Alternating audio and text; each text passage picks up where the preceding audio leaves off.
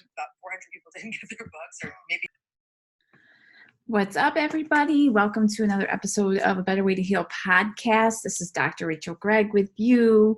Coming at you if you're listening to this when it comes out. It's the holiday season. We just got done with Thanksgiving, so hope you all survived that first holiday and Black Friday. If you're a shopper, if you did all those things, God bless you, because I am not one of those people.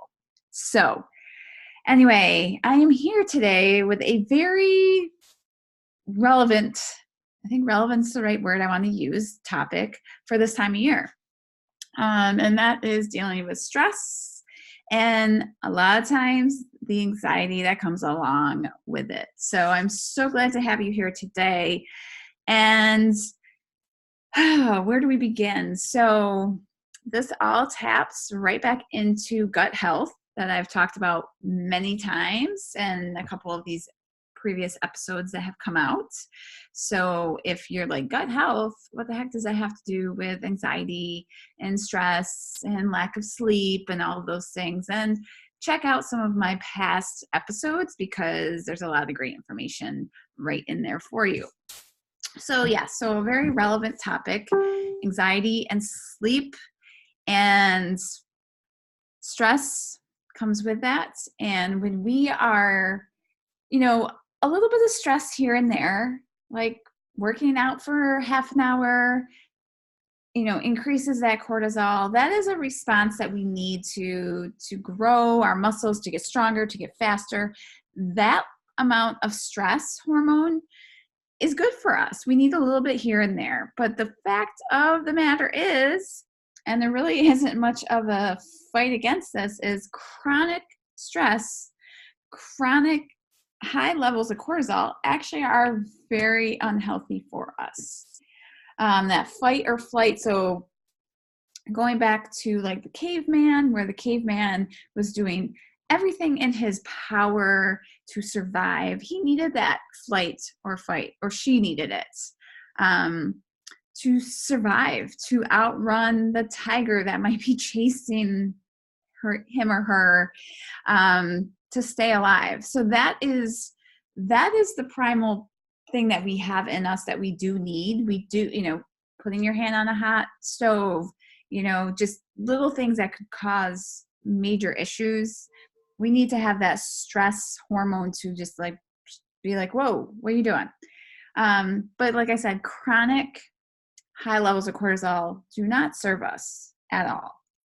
So as you may or may not know, 70 to 80% of the hormones in your body are started in the gut, and that includes cortisol. So when cortisol is high, we actually have low levels of every other hormone in our body. Serotonin, GABA, dopamine, norepinephrine, even gets into our thyroid hormones, our hormones that like insulin and things like that help us regulate our blood sugar. So when we have high levels of cortisol, we have low levels of serotonin, low levels of GABA, which keep us calm. Serotonin is like our happy hormone. We start getting into things like anxiety and depression. And when we have high levels of cortisol, that means our levels of stress are higher, but we also have trouble sleeping because we're so like on edge all the time. We're like jacked up, ready to like outrun that tiger. And that's not really conducive to getting a good amount of sleep.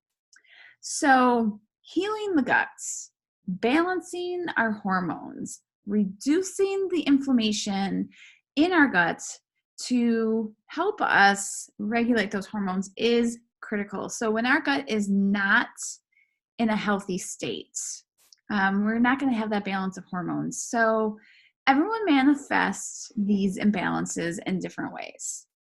Like I've mentioned a few: anxiety and depression, trouble sleeping, stressed out, which is the underlying cause for so many things. If there's a lot of inflammation going on in the gut, you may develop autoimmune conditions like lupus, chronic fatigue, fibromyalgia. You may manifest it as a thyroid issue because your adrenals are what pump out that cortisol. And when you're using high levels of cortisol, a lot, your adrenals start to shut down. And that's where you start to get things like chronic fatigue, fibromyalgia, because your body is at a low state. And as your adrenals wear out, the next line of defense is your thyroid gland. So I know a lot of people who take synthetic hormones, thyroid hormones, to help regulate that. So if we can get at the core, because it's not treating the symptom that's going to help necessarily heal the body. It's getting to the root cause, right? It's not putting a Band-Aid over a bullet wound. It's getting to the root cause of what is actually causing the symptoms that are manifesting. So it really depends. And a lot of people talk about, I'm genetically predisposed to something. I don't disregard that. Absolutely true. So if you've had a long history of people with thyroid issues, your body may tend to go that route of manifesting symptoms there. So depending on that, you might be a little more predisposed. But however, a lot of people use that as an excuse that, my grandparents and my parents had diabetes, so I'm going to be diabetic. No, you're not, if you're taking care of yourself. If you are moving your body, if you're eating foods that serve your body, then you're not, you can change the genetic DNA in your body by eating nutritious food, by moving your body. What tends to happen in families is that we tend to eat the same way as our parents. If our parents were athletes, we might tend to move our bodies. If our parents weren't, we might tend to not move our bodies. So we tend to kind of fall in line with what we know. So hence why you might see a long lineage of people with the same ailments, high blood pressure, rheumatoid arthritis, all of those things. And that's another manifestation of gut health. If there is inflammation in the gut, there's going to be symptoms in your body. And like I said, it can manifest. I haven't talked about people with skin conditions. Mental wellness is a huge piece to that, because there's a direct link between the gut and the brain.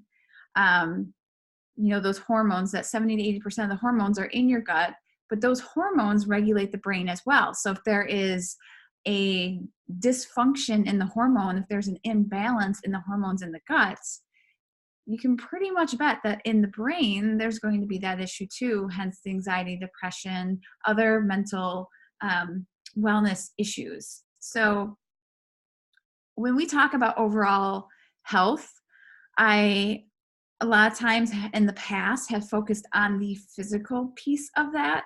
Still important, still need to move your body at least 30 minutes a day. Doesn't have to be strenuous every day, but I do challenge you to change it up. One day it could be a walk, but the next day maybe you increase the speed of that walk, or let's add some weights into your routine, some strength training. But I also see the value in mental fitness, mental wellness, mental fitness is so important. If your mind's not right, if you don't have the mental edge to do the things that you need to do, are you going to work out? Are you going to eat those nutritious foods? So if you can't tell by my voice, I'm super passionate about this. So we have inflammation in the gut.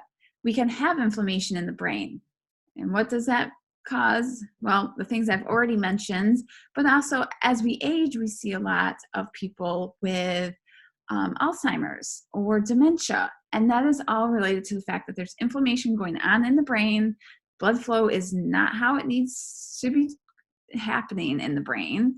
And oxygen is not getting to where it needs to be. So I think we all can realize in times in our life when we're maybe not sleeping as much or we're stressed out, we tend to forget things. Or we go up the stairs and we're like, oh, that's the 5th time I've gone upstairs for that thing and I keep forgetting. I must be getting old. No, you're just stressed and you have a lot on your plate. You're not sleeping. Your hormones, it's all related, okay? Women that just gave birth to babies say, I have like mama brain. Well, that's because your serotonin's out of whack because you just had a baby, you stressed out your body, and this is a whole nother podcast. So this time of year with, we're all financially trying to get a gift for people that maybe we haven't even talked to all year, but we just feel like, oh, they're related, so we need to get them a gift, or I'm going to see them around the holidays, I better go and get something. And if you're putting that pressure on yourself, I ask you why. Is it for approval? Is it just, what is the reasoning behind that? So where are ways that you can simplify your life during the holidays to lower your anxiety, to lower your stress? And what is your sleep etiquette? What are you doing to help you? And I've talked about this in a previous episode. What are you doing to help with your sleep? Are you turning off your phone, your TV an hour before you go to bed? Are you getting up an hour earlier to get some things done before your kids wake up? To do some self-care for yourself, whether it's journaling, whether it's getting your workout in, whether it's making a list for what you need to do for the day. I don't like to call it the to-do list, because that just seems like that adds stress. I call it the power list. Like, what things do you get done in your day that are going to move the dial forward for you, whatever that means to you? If it's with your business, whether it's for your own health and wellness, what does that look like? Your financial freedom, what does that look like? What are you doing every day to move that forward? So let's find great ways to lower the anxiety this holiday season, because the holidays are to spend with the people that you care about, that you love. It is not spending $100 on every person that you know. It doesn't have to mean that you have the perfect meal on the table. Like, those aren't always the things that, it's the time spent with those people. It's the memories that you make. And that is what's important. So let's not lose sight of the reason for the season, and the gifts that we have in front of us. Another beautiful way is to show gratitude. What 3 things are you grateful? Maybe that's one of the things I do every morning. I journal and I write 5 things that I'm grateful for that happened the day before. Maybe it's somebody brought me lunch. Maybe it's a phone conversation I had. Maybe it's just the fact that I got to live in a place with nicer weather this winter and get my dogs out for a walk. Like, the gym is only 5 minutes away. Like, when you are willing to look for those things that make you grateful, fear, anger, resentment cannot live in a grateful heart. There's just not enough space. And they're 2 very different energies, and they don't like each other. They're polar. They're just repelling each other. So I hope that was helpful for all of you. And I do wish you all, the very best this holiday season and heading into a new decade in about 30 days. And really start goal setting and figuring out what that's going to look like for you. So not only can you lower your anxiety and your stress and improve your sleep during the holiday season and improve your overall health, but also how are you going to continue that through all of 2020 and beyond? This is a lifestyle. The things I promote, the better ways to heal, are lifestyles. They're commitments that you're going to make to yourself. And there's just so much beauty on the side of health. So I invite you to join me and stay here with me. And it's always a pleasure to be on and sharing this message with all of you. So until next time, be happy and be healthy. And while being happy and healthy, take the time, if you haven't already, to subscribe and to review this podcast and let me know what you think, because that means everything to me and it helps me get my message out to more people.